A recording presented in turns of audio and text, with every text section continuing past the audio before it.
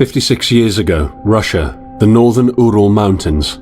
A group of 9 students of the Ural Polytechnic Institute embarked upon a difficult winter expedition to reach the Otorten mountain.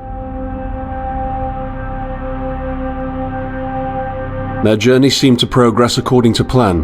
However, on the 7th day of their trip, the weather conditions worsened.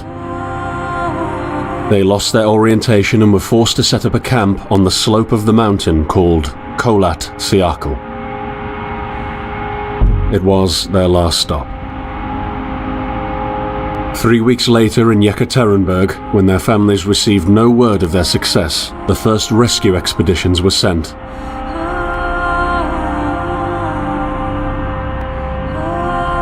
On February 25, 1959, an abandoned encampment was found.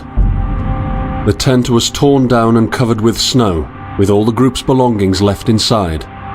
Further examination revealed it was cut from inside out.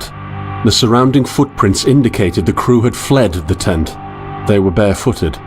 This suggests a frantic escape, characteristic of people scared out of their wits. 2 sets of prints led to a forested area down the slope.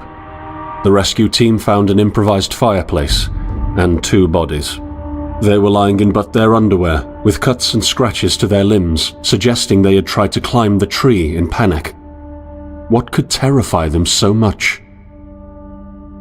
The next 3 bodies were found scattered a few hundred meters from the first discovery. One of them had suffered a fractured skull, this despite no evidence of a struggle. It took the spring thaw 2 months later to enable the rescue team to find the rest of the victims. The last 4 skiers were found buried in a thick layer of ice and snow. Their autopsies led to even more bizarre findings. All of the bodies had severe internal injuries caused by an undetermined force, similar to that of a serious car accident. No external damage nor bruises were visible, besides a tongue ripped from one victim's mouth and a strange orange skin color. Much speculation arose from these puzzling events. Such theories included attack from the local tribesmen, from an avalanche, or animals. Each theory, however, only served to create more questions. The truth behind this tragic course of events remains unexplained to this day. What really happened? Maybe the answer still waits to be discovered, deep under the snow.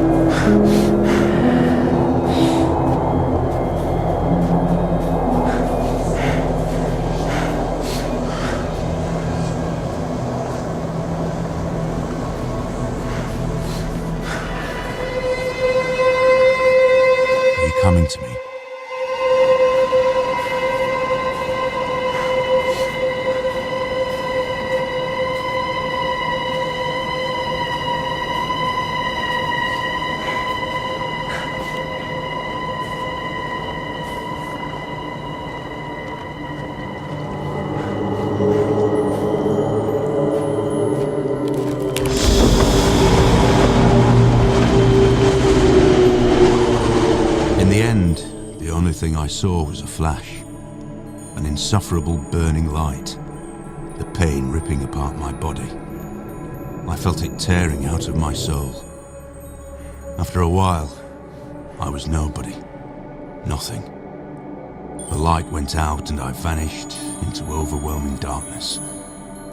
I welcomed the end with delight.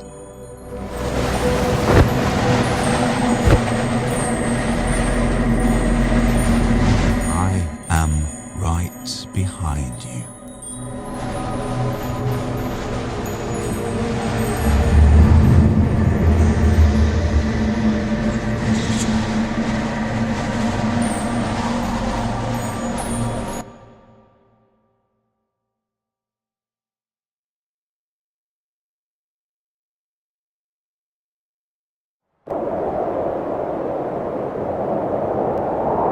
Have you ever tried to hold on to your humanity when others convince you of being no more than a subject, an object, which they can bend to their will? When they told you that you were a monster that deserved punishment, and you could really not remember your sins? When they took away your loved ones, leaving you to rot in the dark? The problem is that in their darkness, you have never been alone.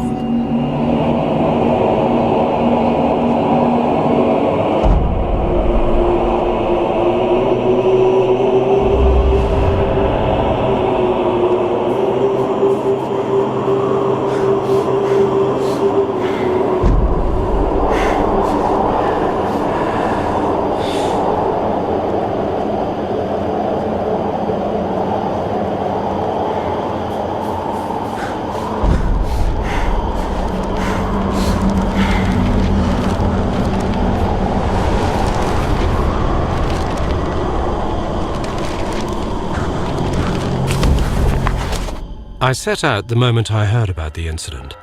I was in the area, so I reported to the unit myself to be automatically assigned to the case. I arrived at Vishai on February the 19th, a couple of days before the Institute's rescue group. While waiting for them, I started asking around to see if anyone from among the locals knew anything about the incident. One of them said he had a hunting cabin in the search region and knew the area very well. I decided to use him as a guide. When the rescue team had finally arrived, I explained to them what the unit's role was in this mission and that all discoveries or observations should be brought to my attention before anyone else's. We established priorities, checked the equipment, and set off right away. It was not until February the 26th we found the tent that I believe belonged to the students. Initial findings show that the people in the tent cut its sidewall and for some reason tried to escape from it in panic. The tracks in the snow led to a forest 1.5 kilometers away. But the trail went cold after 500 meters, and we had to carefully search the entire area. This was not a place of any average incident. We had shivers crawling all over our bodies because of the atmosphere surrounding us. I was convinced that something more than just an accident had occurred here. I had the feeling we were dealing with something unnatural.